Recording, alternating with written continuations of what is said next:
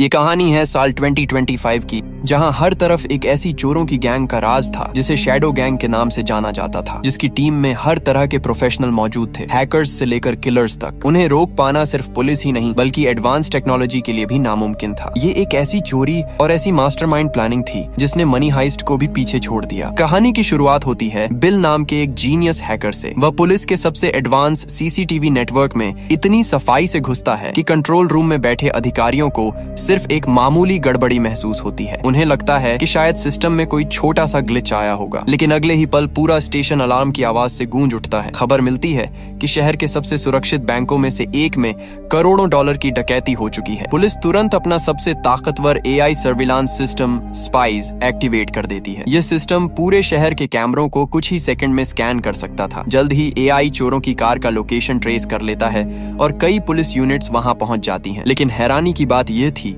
कि मौके पर पहुंचने के बाद सड़क पूरी तरह खाली मिलती है, जबकि कंट्रोल रूम की स्क्रीन पर वही कार अब भी दौड़ती हुई दिखाई दे रही थी। तभी अधिकारियों को एहसास होता है कि सिर्फ बैंक नहीं बल्कि पूरा पुलिस नेटवर्क हैक हो चुका है। अगले दिन जांच में एक और चौंकाने वाला खुलासा होता है। जिस तिजोरी को लूटा गया था वह एक अरबपति बिजनेसमैन की थी। उसने अपने 500 करोड़ डॉलर के क्रिप्टो अकाउंट का आधा पासवर्ड एक नोटबुक में छिपा कर रखा हुआ था। यानी चोरों को सिर्फ पैसा नहीं मिला था बल्कि दुनिया की सबसे बड़ी डिजिटल दौलतों में से एक तक पहुंचने का रास्ता भी मिल गया था। दूसरी तरफ अपराधियों का गैंग अब अपने अगले मिशन की तैयारी कर चुका था। उनका निशाना था मकाऊ टावर की एक विशाल बिल्डिंग, जहां डिजिटल करेंसी संभालने वाली कंपनी का मुख्य ऑफिस मौजूद था। गैंग अंदर घुसते ही पूरे स्टाफ को बंधक बना लेता है। कुछ कर्मचारियों को बेरहमी से पीटा जाता है और फिर कंपनी के मेन सर्वर तक पहुंच बनाई जाती है। गैंग का लीडर जॉन था, लेकिन असली खेल पर्दे के पीछे बैठा बिल खेल रहा था। जैसे ही सिस्टम एक्सेस होता है, उन्हें पता चलता है कि इस कंपनी के क्लाइंट्स में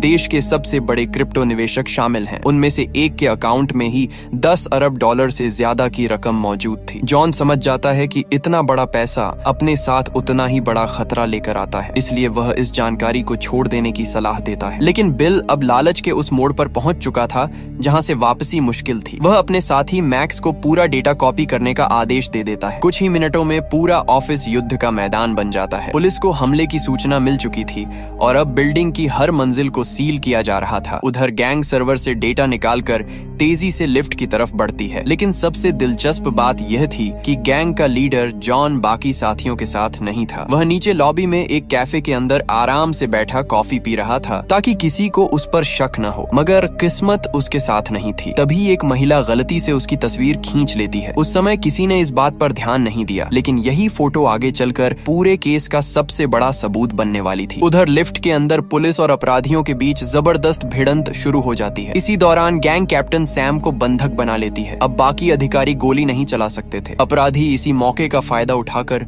सैम को साथ लेकर ऊपर की मंजिलों की तरफ भाग निकलते हैं। लेकिन सैम हार मानने वालों में से नहीं था। जैसे ही उसे मौका मिलता है वह दोबारा हमला कर देता है। कुछ देर तक वह अकेला ही 4 अपराधियों का सामना करता है, मगर संख्या ज्यादा थी। आखिरकार गैंग उसे काबू कर लेती है, हथकड़ी लगा देती है और सीधे बिल्डिंग की छत की तरफ बढ़ जाती है। पुलिस भी उनके पीछे पहुंचती है, लेकिन तब तक बहुत देर हो चुकी होती है। छत पर पहुंचते ही अपराधी ऐसा कदम उठाते हैं जिसकी किसी ने कल्पना तक नहीं की थी। वे सीधे टावर से छलांग लगा देते हैं। नीचे सैकड़ों फीट गहराई थी, लेकिन उनके पास स्पेशल पैराशूट मौजूद थे। इसी अफरा तफरी के बीच एक महिला नीचे गिरने वाली होती है। सैम अपनी जान की परवाह किए बिना उसे बचाने के लिए दौड़ पड़ता है। यही वजह थी कि अपराधी एक बार फिर उसकी पकड़ से निकल जाते हैं। इस बीच बिल ने बिल्डिंग का पूरा लिफ्ट सिस्टम भी हैक कर दिया था, इसलिए सैम के पास नीचे उतरने का कोई रास्ता नहीं बचता। मजबूर होकर वह एक जंपर केबल पकड़ता है और अपनी जान जोखिम में डालकर टावर से नीचे उतरने लगता है। किसी तरह वह बच जाता है, लेकिन दूसरी तरफ गैंग पहले ही शहर के दूसरे हिस्से की ओर निकल चुकी थी। कुछ देर बाद अपराधी एक बड़े होटल की छत पर लैंड करते हैं। उन्हें लगता है कि वे बच निकले हैं, लेकिन वहां पहले से पुलिस उनका इंतजार कर रही थी। गैंग अपने मास्क, हाई टेक गैजेट्स और चालाकी का इस्तेमाल करके पुलिस को भ्रमित कर देती है। कुछ ही मिनटों में वे होटल के अंदर गायब हो जाते हैं। दूसरी तरफ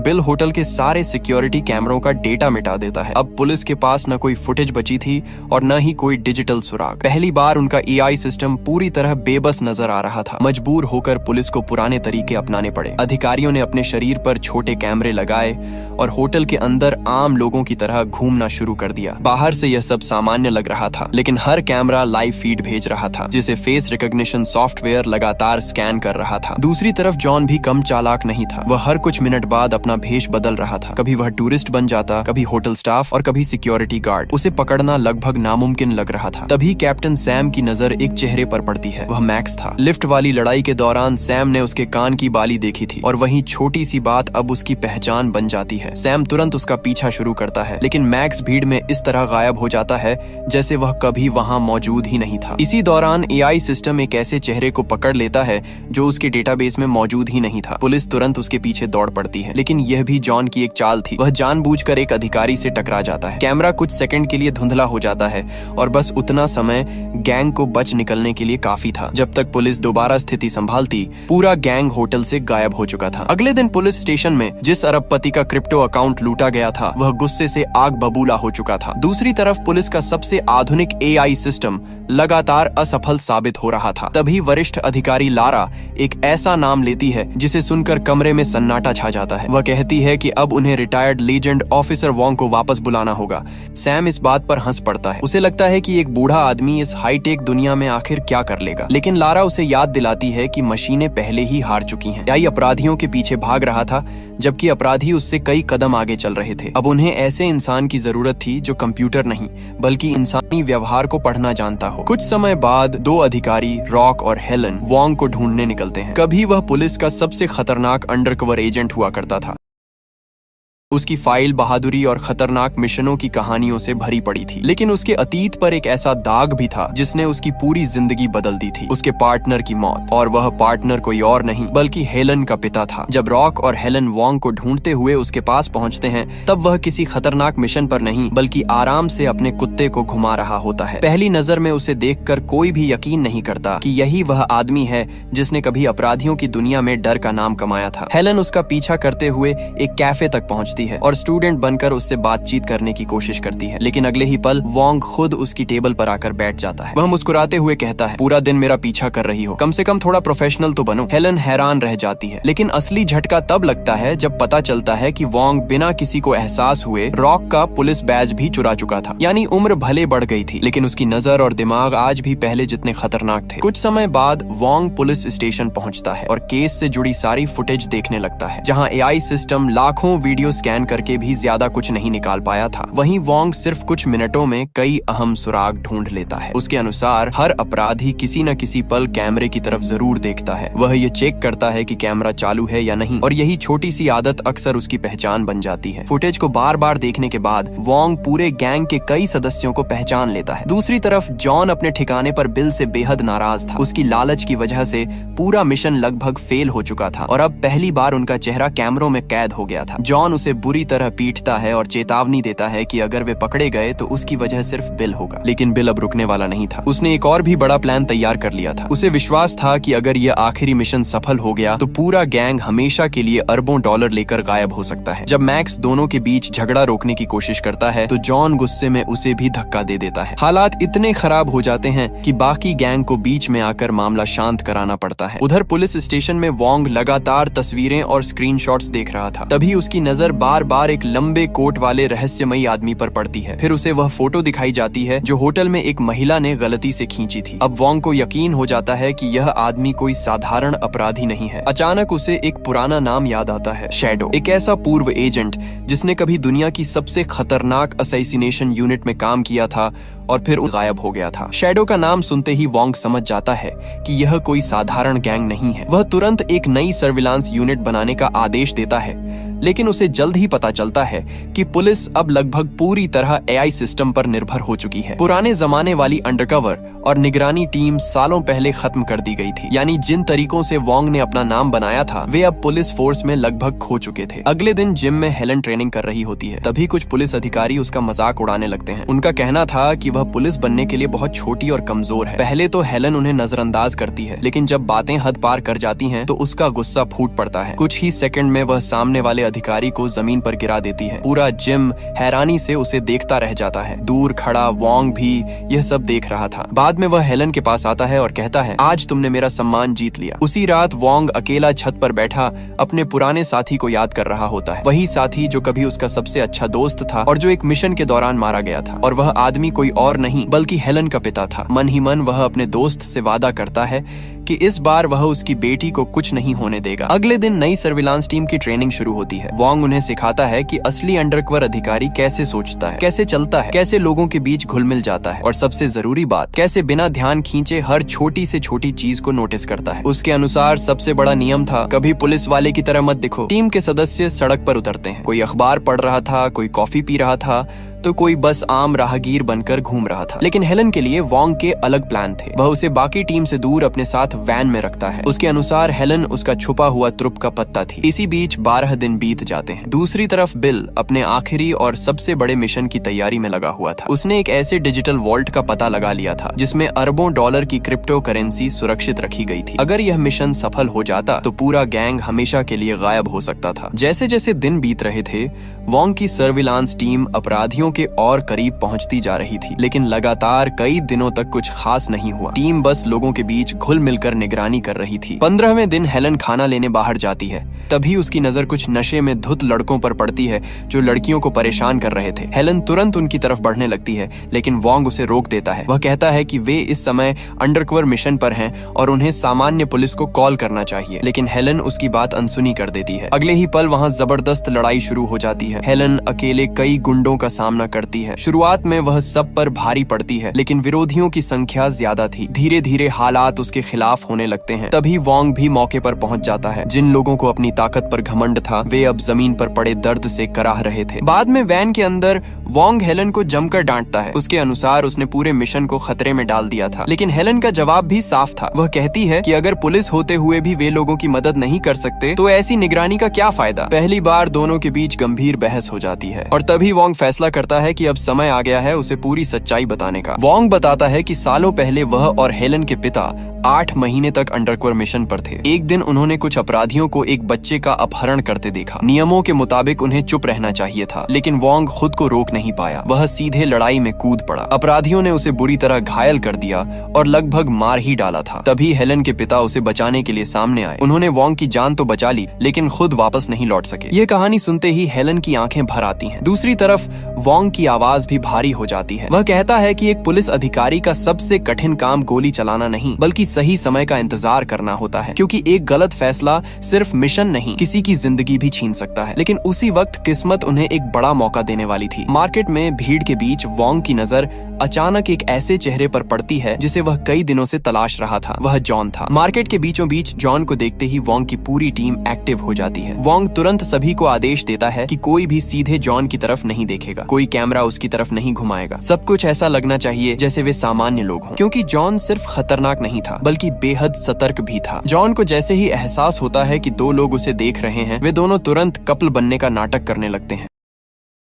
वोंग समझ जाता है कि महीनों की मेहनत आखिर रंग लाने लगी है। पूरी टीम बिना शक पैदा किए उसका पीछा करती रहती है। धीरे धीरे वे पता लगा लेते हैं कि जॉन किस बिल्डिंग में दाखिल हुआ है, लेकिन तभी हेलन खुद अंदर जाने का फैसला कर लेती है। यह कदम बेहद जोखिम भरा था। जॉन की नजर उस पर पड़ जाती है और उसे हल्का सा शक होने लगता है। वह धीरे से अपनी जेब में हाथ डालकर चाकू तैयार कर लेता है। उधर वोंग दूर बैठा फुटेज देख रहा था। कुछ ही सेकंड में उसे समझ आ जाता है कि जॉन ने हेलन को नोटिस कर लिया है। वह तुरंत बिल्डिंग के अंदर पहुंचता है और बिना समय गंवाए हेलन का पिता बनने का नाटक शुरू कर देता है। इतना ही नहीं, वह बहाने से हेलन के कान में लगा ब्लूटूथ डिवाइस भी निकाल देता है ताकि जॉन को कोई शक न हो। फिर वह आराम से जॉन के पास बैठ जाता है और ऐसे बातचीत करने लगता है जैसे वे पहली बार मिले हों। बातों बातों में वोंग जॉन को एक सेब ऑफर करता है। देखने में यह एक सामान्य सेब था, लेकिन उसके अंदर एक छोटा कैमरा छिपा हुआ था। जैसे ही जॉन सेब लेता है, कैमरा उसके चेहरे की बिल्कुल साफ तस्वीर कैप्चर कर लेता है। पुलिस को उसका अब तक का सबसे क्लियर शॉट मिल चुका था। हालांकि खेल अभी खत्म नहीं हुआ था। जॉन अब भी सतर्क था और उन पर नजर रखे हुए था, इसलिए वोंग पास के एक फ्लैट का ताला तोड़कर अंदर घुस जाता है और वहां रहने वाली महिला को शांत कराता है। इसी दौरान लिफ्ट में पहले से लगाए गए छोटे कैमरे की मदद से टीम को पता चल जाता है कि जॉन किस मंजिल पर उतरा था। रॉक तुरंत उस फ्लोर पर और कैमरे इंस्टॉल करता है। कुछ ही देर में उन्हें सबसे बड़ी जानकारी मिलती है। जॉन का ठिकाना अपार्टमेंट नंबर 82 का पता चलते ही वोंग समय बर्बाद नहीं करता। सड़क के दूसरी तरफ एक फ्लैट किराए पर लिया जाता है जहां से जॉन की हर गतिविधि पर नजर रखी जा सके। टीम घंटों तक दूरबीन और कैमरों के जरिए जॉन को देखती रहती। कभी वह बाहर निकलता, कभी घंटों तक कमरे में बंद रहता। लेकिन सबसे अजीब बात यह थी कि वह कोई बड़ी तैयारी करता हुआ दिखाई नहीं देता था। जॉन के कचरे की भी जांच शुरू कर दी जाती है। एक दिन टीम को फटे हुए सुडोकू पजल्स का ढेर मिलता है। पहली नजर में वे सिर्फ पुराने कागज लगते हैं, लेकिन वोंग को यकीन था कि उनके पीछे कोई राज छिपा है। समस्या यह थी कि टीम का कोई सदस्य उन पजल्स का मतलब नहीं समझ पा रहा था। दूसरी तरफ जॉन अपने कमरे में आराम से बैठा बबल रैप फोड़ता रहता था। कुछ दिनों बाद वोंग अपनी नई पहचान के साथ जॉन के और करीब पहुंचने की कोशिश करता है। वह पड़ोसी बनने का नाटक करता है। मार्केट में दोनों की मुलाकात होती है और जॉन खुद उसके पास बातचीत करने आ जाता है। अचानक वह मुस्कुराकर कहता है, तुम्हारे हाथ काफी सख्त हैं, बंदूक चलाते हो क्या? नहीं, बचपन से एक्सरसाइज करता आया हूँ। जॉन संतुष्ट तो नहीं होता, लेकिन फिलहाल बात वहीं खत्म कर देता है। इसके बाद वोंग उसे डिनर पर आमंत्रित करता है। शाम को वोंग और हेलन पास वाले फ्लैट में तैयारी करते हैं। अंदर आते ही जॉन पूरे कमरे को बेहद ध्यान से देखने लगता है। डिनर के दौरान वह लगातार सवाल पूछता रहता है। वह यह जांचना चाहता था कि वोंग और हेलन की कहानियां आपस में मेल खाती हैं या नहीं, लेकिन उसे नहीं पता था कि वोंग को हेलन के बचपन की हर छोटी बड़ी बात याद थी। इसलिए दोनों बिना किसी हिचकिचाहट के हर सवाल का जवाब देते जाते हैं। रात खत्म होने तक जॉन का शक काफी हद तक कम हो चुका था, लेकिन जैसे ही वह अपने अपार्टमेंट लौटता है, वह बिल को दोनों का पूरा बैकग्राउंड चेक करने का आदेश देता है। दूसरी तरफ पुलिस पहले से तैयार थी। वोंग और हेलन की नकली पहचान, नकली रिकॉर्ड और नकली इतिहास पहले ही सिस्टम में डाल दिए गए थे। सब कुछ योजना के मुताबिक चल रहा था। जॉन धीरे धीरे वोंग और हेलन पर भरोसा करने लगा था। पुलिस को लग रहा था कि अब वे गैंग के सबसे खतरनाक सदस्य तक पहुंच चुके हैं। लेकिन उसी रात अचानक दरवाजे पर दस्तक होती है। जैसे ही वोंग दरवाजा खोलता है, सामने खड़ा आदमी बिना एक सेकंड गंवाए हमला कर देता है। यह टिम था, बिल का जुड़वां भाई। टिम बेहद खतरनाक और प्रशिक्षित फाइटर था। कमरे के अंदर देखते ही देखते जबरदस्त लड़ाई शुरू हो जाती है। वोंग उसकी पहली बंदूक गिराने में सफल हो जाता है, लेकिन तभी पता चलता है कि टिम के पास दूसरी गन भी मौजूद है। गोलियों की आवाज पूरे कमरे में गूंजने लगती है। दूसरी तरफ बिल कहीं दूर बैठा पूरी लड़ाई लाइव देख रहा था। हैरानी की बात यह थी कि उसके चेहरे पर जरा भी चिंता नहीं थी, क्योंकि यह हमला कोई अचानक लिया गया फैसला नहीं था। सब कुछ उसकी पहले से बनाई गई योजना का हिस्सा था। डिनर के दौरान उसने चुपके से हेलन का फोन हैक कर लिया था। अब उसके पास सिर्फ हेलन का डेटा ही नहीं,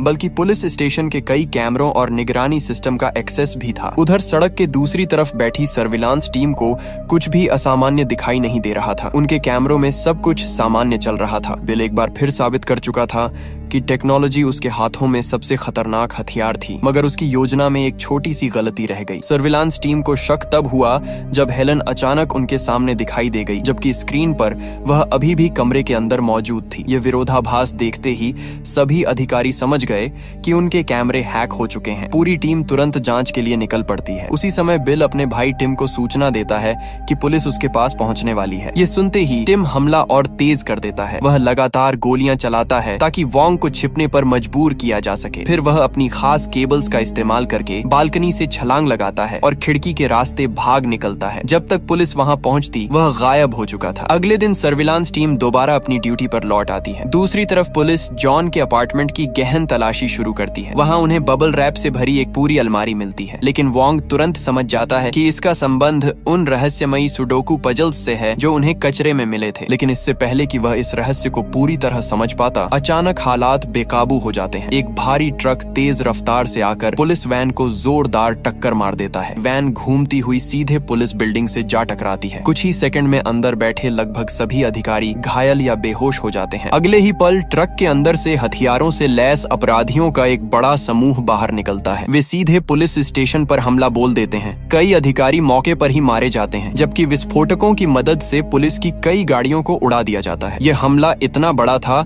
कि पहली नजर में लगा लग रहा था जैसे अपराधियों ने पूरी पुलिस फोर्स के खिलाफ युद्ध छेड़ दिया हो। लेकिन लारा जल्दी समझ जाती है कि यह हमला असली लक्ष्य नहीं है। उसका मानना था कि यह सिर्फ ध्यान भटकाने की चाल है, इसलिए वह सर्विलांस टीम को सख्त आदेश देती है कि चाहे कुछ भी हो जाए वे अपनी पोस्ट नहीं छोड़ेंगे और जॉन पर नजर बनाए रखेंगे। उधर कुछ देर बाद हेलन को होश आता है। वह घायल वॉन्ग को कार से बाहर खींचती है और जमीन पर पड़ी एक गन उठाकर सीधे मुकाबले में कूद पड़ती। कुछ ही मिनटों में वह कई हमलावरों को ढेर कर देती है। जल्द ही वॉन्ग भी होश में आ जाता है और दोनों मिलकर जवाबी हमला शुरू कर देते हैं। दूसरी तरफ लड़ाई के बीच वॉन्ग के दिमाग में अचानक एक महत्वपूर्ण कड़ी जुड़ती है। उसे एहसास होता है कि उन सुडोकू पजल्स के ऊपर ब्रेल भाषा में एक गुप्त कोड छिपा हुआ था जिसे जॉन बबल रैप की मदद से पढ़ता था। यह खोज पूरे केस की दिशा बदल सकती थी। वॉन्ग तुरंत हेलन को इंटेलिजेंस टीम से संपर्क करने के लिए कहता है ताकि उस कोड का मतलब निकाला जा सके। लेकिन उसी समय पुलिस स्टेशन के अंदर लड़ाई और भी भयानक हो जाती है। अपराधियों का दूसरा दल बिल्डिंग के भीतर गहराई तक पहुंच चुका था। उधर सर्विलांस टीम के 2 सदस्य आखिरकार जॉन को एक पुराने अनाथ आश्रम में ढूंढ निकालते हैं। लेकिन इससे पहले कि वे पूरी जानकारी पुलिस तक पहुंचा पाते, पूरे पुलिस स्टेशन की बिजली चली जाती है और कम्युनिकेशन सिस्टम ठप हो जाता है। उसी दौरान कुछ गुंडे अनाथ आश्रम में जॉन पर हमला कर देते हैं। लड़ाई के बीच जॉन को समझ आ जाता है कि बिल ने उसके साथ धोखा किया है और उसे रास्ते से हटाना चाहता है। लेकिन उम्र बढ़ने के बावजूद जॉन अभी भी बेहद खतरनाक था। हाथ में चाकू लेकर वह अकेले कई हमलावरों का सामना करता है और बुरी तरह घायल होने के बावजूद उन्हें खत्म कर देता है। दूसरी तरफ पुलिस स्टेशन में भीषण लड़ाई जारी थी। अपराधियों का मुख्य निशाना वॉन्ग था क्योंकि उसके सिर पर भारी इनाम रखा गया था। लेकिन वॉन्ग भी एक एक करके कई हमलावरों को ढेर कर देता है। इधर हेलन बिल्डिंग के अंदर छिपकर ब्रेल कोड की जानकारी पहुंचाने की कोशिश कर रही थी। तभी एक महिला अपराधी उस पर हमला कर देती है। दोनों के बीच जबरदस्त हाथापाई होती है। लंबी लड़ाई के बाद हेलन उसे खिड़की से नीचे फेंक देती है और मुकाबला जीत जाती है। कुछ ही देर बाद पुलिस बैकअप पहुंच जाता है और पुलिस स्टेशन की खूनी लड़ाई खत्म हो जाती है। उधर अनाथ आश्रम में जॉन सभी हमलावरों को खत्म कर चुका था। तभी वहाँ टिम पहुंचता है और खुलासा करता है कि यह पूरा खेल उसी का था। वह समझ चुका था कि जॉन अब उनके लिए खतरा बन चुका है, इसलिए वह उसे खत्म करने आया था। अगले ही पल दोनों के बीच जानलेवा मुकाबला शुरू हो जाता है। दोनों बराबरी के फाइटर थे। लड़ते लड़ते वे एक खिड़की तोड़कर नीचे जा गिरते हैं। तभी टिम को एहसास होता है कि उसके पेट में चाकू घुस चुका है। वह आखिरी बार हमला करने की कोशिश करता है, लेकिन जॉन उसी के हथियार से उसे खत्म कर देता है। इस तरह बिल अपने सबसे भरोसेमंद साथी और भाई को हमेशा के लिए खो देता है। इसी बीच पुलिस अनाथ आश्रम को चारों तरफ से घेर लेती है। दूसरी तरफ अपने भाई की मौत की खबर सुनकर बिल पूरी तरह टूट जाता है। अब उसके पास सिर्फ एक ही रास्ता बचा था, अपनी आखिरी और सबसे बड़ी योजना को अंजाम देना। टिम की मौत के बाद बिल समझ जाता है कि अब खेल उसके हाथों से निकलता जा रहा है, लेकिन जाने से पहले वह अपनी आखिरी चाल चल देता है। दूसरी तरफ लारा वॉन्ग और हेलन को बताती है कि पिछले हमले के बाद करोड़ों डॉलर की क्रिप्टो करेंसी सुरक्षा के लिए पुलिस के डिजिटल वॉल्ट में ट्रांसफर कर दी गई थी। सुनने में यह फैसला सुरक्षित लगता था, लेकिन असली खतरा अब भी सामने आना बाकी था। जब पुलिस वॉल्ट की जांच करती है तो सबके पैरों तले जमीन खिसक जाती है। तिजोरी पूरी तरह खाली थी। जांच में पता चलता है कि असली चोर पुलिस स्टेशन पर हुए हमले के दौरान बैकअप टीम का भेष बनाकर अंदर घुसे थे, जबकि सभी अधिकारी घायल लोगों को बचाने और लड़ाई में व्यस्त थे। उसी दौरान उन्होंने आराम से पूरी डिजिटल दौलत साफ कर दी। उधर अनाथ आश्रम के मलबे के बीच से जॉन जिंदा बाहर निकल आता है। अपने आसपास तबाही और टिम की लाश देखकर वह कुछ पल के लिए खामोश हो जाता है, लेकिन तभी पुलिस उसे चारों तरफ से घेर लेती है। हैरानी की बात यह थी कि इस बार जॉन भागने की कोशिश नहीं करता। वह बिना विरोध किए खुद को पुलिस के हवाले कर देता है और कहता है कि अब वह सब कुछ कबूल करने को तैयार है। दूसरी तरफ पुलिस स्टेशन में एआई सिस्टम दोबारा चालू किया जाता है। कुछ ही देर में चोरी हुई क्रिप्टो लेकर भाग रही वैन की लोकेशन ट्रेस हो जाती है। पूरी पुलिस फोर्स तुरंत उसके पीछे निकल पड़ती है। पीछा करते करते वे एक बड़े होटल तक पहुंचते हैं, जहां अपराधी अलग अलग दिशाओं में भागने लगते हैं ताकि पुलिस भ्रमित हो जाए। इसी अफरा तफरी में वॉन्ग होटल के लॉन्ड्री रूम तक पहुंच जाता है और वहां उसकी मुलाकात बिल से होती है। महीनों से चल रही इस लड़ाई में पहली बार दोनों आमने सामने खड़े थे। अगले ही पल उनके बीच जबरदस्त हाथापाई शुरू हो जाती है, लेकिन बिल अकेला नहीं था। उसके 2 साथी भी बीच में कूद पड़ते हैं और अब वॉन्ग को 3 लोगों का सामना करना पड़ रहा था। बाहर हजारों लोगों से भरा एक बड़ा इवेंट चल रहा था। हेलन को शक होता है कि बिल इस भीड़ का फायदा उठाकर कहीं भी छिप सकता है, और सच यही था। उधर पुलिस की वैन में बैठा जॉन अपना फोन वापस हासिल कर लेता है। पुलिस जानती थी कि अगर किसी को बिल तक पहुंचना है तो वह सिर्फ जॉन हो सकता है, इसलिए वे उसे बिल को कॉल करने के लिए कहते हैं। लेकिन एक समस्या थी, गैंग के डिवाइस ट्रेस नहीं किए जा सकते थे, इसलिए अब तकनीक नहीं बल्कि इंसानी नजर ही अपराधी को पकड़ सकती थी। हेलन को हजारों लोगों की भीड़ में उस व्यक्ति को पहचानना था जो फोन पर बात कर रहा होगा। इधर होटल के लॉन्ड्री रूम में वॉन्ग अभी भी बिल के साथियों से लड़ रहा था। बड़ी मुश्किल से वह एक अपराधी को बेहोश करता है और दूसरे को वॉशिंग मशीन के अंदर बंद कर देता है। दूसरी तरफ बिल को एहसास हो जाता है कि पुलिस उसके लिए जाल बिछा रही है, इसलिए वह तुरंत अपनी जगह बदल देता है। लेकिन उसी समय हेलन को वॉन्ग की एक पुरानी बात याद आती है। अपराधी अनजाने में बार बार कैमरे की तरफ देखते हैं। भीड़ के बीच हेलन की नजर एक आदमी पर टिक जाती है। वह बार बार आसपास लगे कैमरों और लोगों को देख रहा था। उसे शक हो जाता है कि यही बिल है, लेकिन इससे पहले कि वह अपनी टीम को पूरी जानकारी दे पाती, हालात अचानक बदल जाते हैं। जॉन मौका देखकर पुलिस वालों पर हमला कर देता है। वह गैस ग्रेनेड फेंकता है और अफरा तफरी का फायदा उठाकर वहां से भाग निकलता है। उधर रॉक हेलन को ढूंढकर अपना ईयर पीस देता है ताकि वह बाकी टीम के संपर्क में रह सके। लेकिन कुछ देर बाद जब बिल ट्रेन स्टेशन की तरफ भाग रहा होता है, रॉक अकेले उसका पीछा करने लगता है। दुर्भाग्य से रास्ते में उसकी मुलाकात जॉन से हो जाती है। जॉन बिना चेतावनी दिए उस पर हमला करता है और चाकू से वार कर देता है। रॉक वहीं गिर जाता है। इतने लंबे समय तक टीम का हिस्सा रहा यह अधिकारी अब अपनी आखिरी सांसें ले रहा था। जॉन सीधे बिल के पास पहुंचता है। अब दोनों के बीच कोई भरोसा नहीं बचा था। जॉन को पता चल चुका था कि उसके अपने लोगों ने ही उसके खिलाफ साजिश रची थी। गुस्से में वह बिल पर लगातार वार करता है। मरने से पहले बिल आखिरकार चोरी की गई अरबों डॉलर की क्रिप्टो करेंसी का पासवर्ड जॉन को बता देता है और फिर वहीं दम तोड़ देता है। गैंग का सबसे खतरनाक हैकर अपने ही लालच का शिकार बन चुका था। जब हेलन रॉक तक पहुंचती है तब तक बहुत देर हो चुकी होती है। दूसरी तरफ पुलिस बिल के बाकी साथियों को गिरफ्तार कर लेती है, लेकिन सबसे बड़ा खतरा अभी भी आजाद था। जॉन के पास अब पासवर्ड भी था और चोरी की गई पूरी डिजिटल दौलत तक पहुंचने का रास्ता भी। दूसरी तरफ पुलिस के पास उसे ढूंढने का कोई पक्का सुराग नहीं था। जॉन एक बार फिर साये की तरह गायब हो चुका था। कुछ समय बाद वॉन्ग और हेलन एक महत्वपूर्ण बात समझते हैं। जॉन भले ही पासवर्ड जानता हो, लेकिन इतनी बड़ी डिजिटल संपत्ति को कैश में बदलना उसके लिए आसान नहीं था। इसका मतलब साफ था, उसे किसी न किसी बड़े खिलाड़ी से संपर्क करना ही पड़ेगा। पुलिस उसी मौके का इंतजार करने लगती है। आखिरकार खबर मिलती है कि जॉन एक प्रभावशाली बिजनेसमैन से मिलने वाला है, जिसके जरिए वह चोरी की गई क्रिप्टो का सौदा करना चाहता है। हेलन तुरंत उसका पीछा शुरू करती है। मुलाकात एक शांत टी हाउस में होने वाली थी। बाहर सब कुछ सामान्य दिखाई दे रहा था, लेकिन अंदर एक खतरनाक खेल चल रहा था। जॉन हमेशा की तरह सतर्क था। कुछ ही मिनटों में उसे एहसास हो जाता है कि कोई उसका पीछा कर रहा है और वह कोई और नहीं बल्कि हेलन थी। अब दोनों एक बार फिर आमने सामने थे, लेकिन इस बार वॉन्ग ने भी पूरी तैयारी कर रखी थी। वह पहले से जानता था कि जॉन सीधे जाल में नहीं फंसेगा, इसलिए उसने पूरे इलाके में अपनी टीम तैनात कर दी थी। जैसे ही जॉन बाहर निकलने की कोशिश करता है, उसे चारों तरफ से घेरा जाने लगता है, लेकिन जॉन आसानी से हार मानने वालों में से नहीं था। वह आखिरी बार भागने की कोशिश करता है और इसी दौरान उसकी टक्कर वॉन्ग से हो जाती है। दोनों के बीच एक अंतिम मुकाबला शुरू होता है। कुछ देर तक दोनों बराबरी से लड़ते हैं, लेकिन इस बार हालात बदल चुके थे। जॉन के पास भागने का कोई रास्ता नहीं था। आखिरकार वॉन्ग उसे काबू कर लेता है और पुलिस उसे गिरफ्तार कर लेती है। वर्षों तक कानून से बचता रहा शैडो आखिरकार गिर चुका था। फिल्म के अंत में चोरी की गई क्रिप्टो करेंसी बरामद कर ली जाती है। जॉन जेल पहुंच जाता है, जबकि वॉन्ग और हेलन अपने मिशन को पूरा कर चुके होते हैं। हेलन अब सिर्फ एक युवा अधिकारी नहीं रह जाती, बल्कि वह वही सबक सीख चुकी होती है जो उसके पिता और वॉन्ग ने सालों पहले सीखा था, कि अपराधियों को हराने के लिए सिर्फ ताकत या टेक्नोलॉजी नहीं, बल्कि धैर्य, समझदारी और सही समय पर सही फैसला लेना सबसे बड़ा हथियार होता है। और इसी संदेश के साथ यह कहानी अपने अंत तक पहुंचती है।